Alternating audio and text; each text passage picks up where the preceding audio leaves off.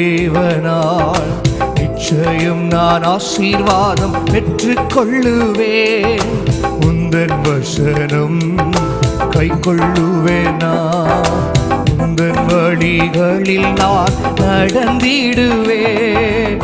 இந்த தேவனால் நிச்சயம் நான் ஆசீர்வாதம் பெற்றுக் கொள்ளு. உந்தன் வசனமே கை கொள்ளுவேன். உந்தன் வழிகளில் நான் நடந்திடுவேன். தேசத்திலும் ஆசீர்வாதமாயிருப்பேன். வேலையிலும் ஆசீர்வாதமாயிருப்பேன். ஆமென். தேசத்தில் நான்